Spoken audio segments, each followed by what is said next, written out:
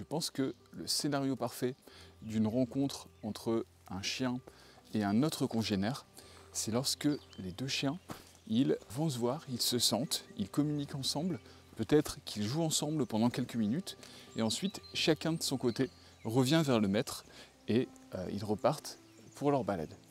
Et ça, malheureusement, c'est le scénario parfait qui n'est pas toujours le cas. Suivant la caractéristique de votre chien ou celle du chien en face, il peut vite y avoir l'un des deux chiens qui réagit mal. Donc on ne sait pas comment le chien en face va réagir, mais je peux avoir une petite idée de comment mon chien va réagir.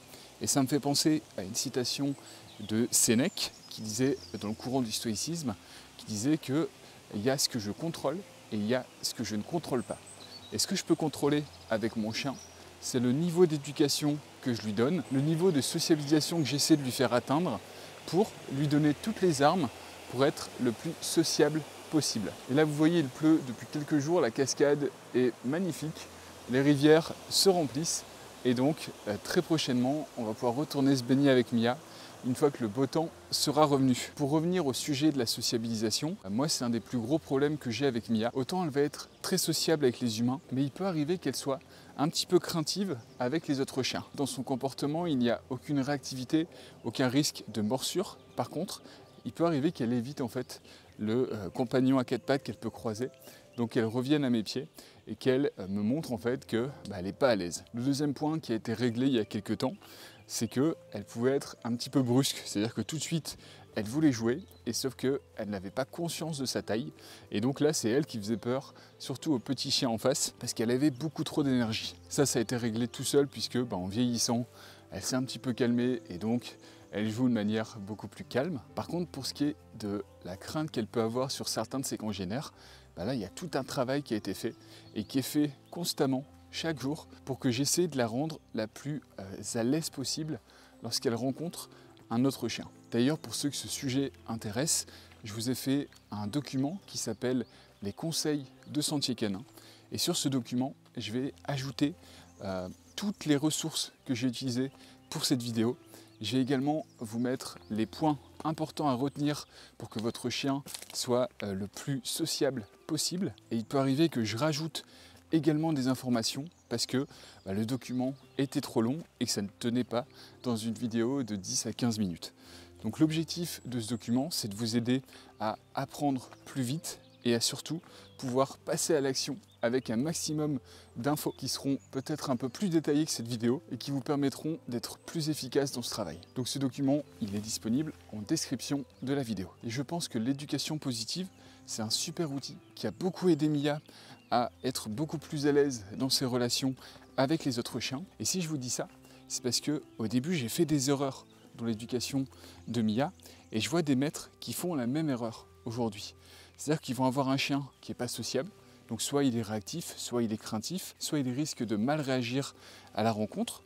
Et du coup, ils vont me demander par exemple, est-ce que Mia est un mâle ou une femelle? Et si la réponse est l'un des deux, ils vont éviter la rencontre. Le risque de ça pour votre chien, c'est que, en fin de compte, si votre chien ne rencontre jamais de mâle ou de femelle, parce que vous considérez qu'il sera réactif là-dessus, ce qui va se passer, c'est qu'effectivement, le jour où il y aura une rencontre, votre chien risque de devenir réactif. En montrant à notre chien qu'on a un niveau de stress qui est un peu plus élevé lorsque on rencontre l'autre animal et on a peur que notre chien réagisse mal, en fait, c'est nous, par notre gestuelle, par notre réaction, par le fait qu'on évite qu'il y ait une rencontre entre les deux animaux, le chien va se dire qu'en fait, il y a quelque chose qui n'est pas normal et ça va augmenter son niveau de stress à lui et sa réactivité. N'oublions pas que les chiens, ils nous observent. Ils observent notre gestuelle et ils observent nos réactions corporelles.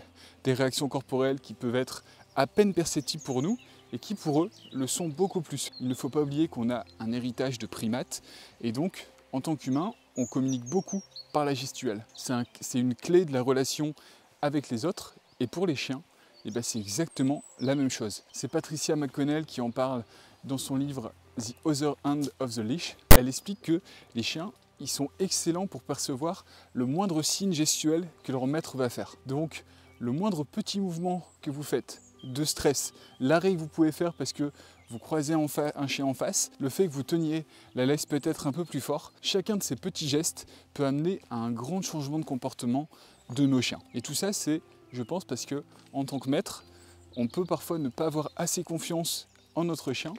On ne le laisse pas faire ses erreurs, on ne le laisse pas faire ses découvertes. Et du coup, ça amène à des comportements qui ne sont pas voulus. Parce que si votre chien, vous ne l'avez jamais laissé se sociabiliser, et bien effectivement, en grandissant, ce sera beaucoup plus compliqué, mais ce n'est pas impossible. Et pourtant, il n'y a rien de plus important, je pense, que de laisser nos chiens sociabiliser entre eux. Et il y a plein d'éléments qui expliquent pourquoi notre chien, il doit absolument sociabiliser avec ses congénères.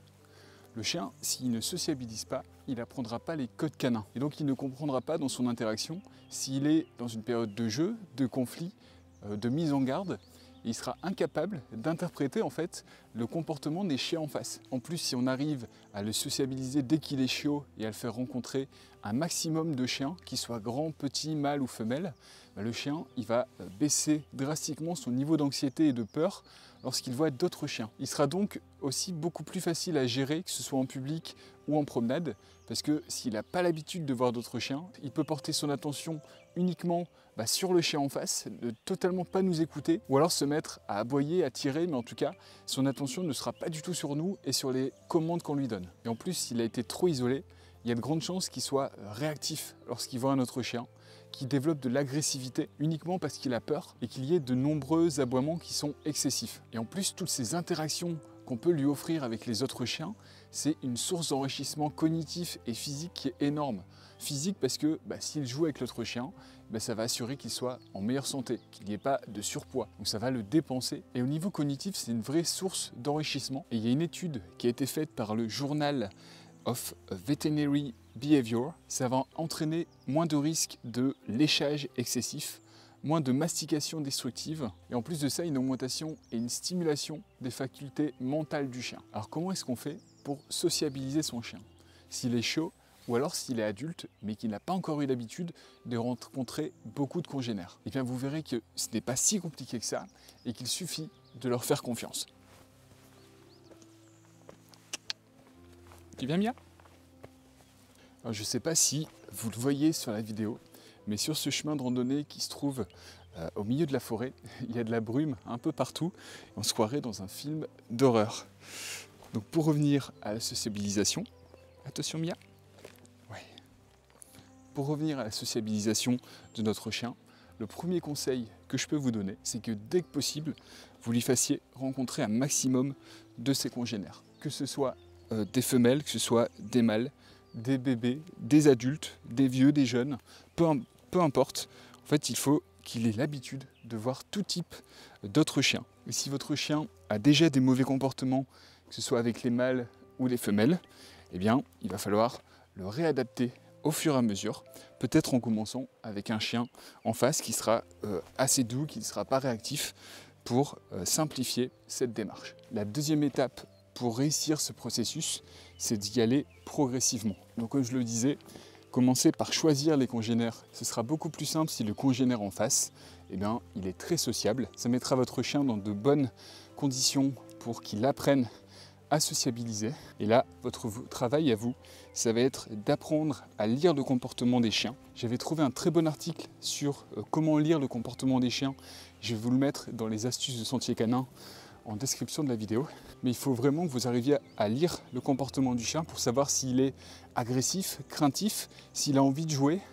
Parce que si vous êtes capable de faire ça du premier coup d'œil, vous éviterez beaucoup de problèmes et de traumatismes à votre chien. Et ces rencontres, elles doivent être, c'est comme le sport, ça doit être de manière répétée et progressive. Il n'y a pas besoin de faire une rencontre de 3 heures dès demain.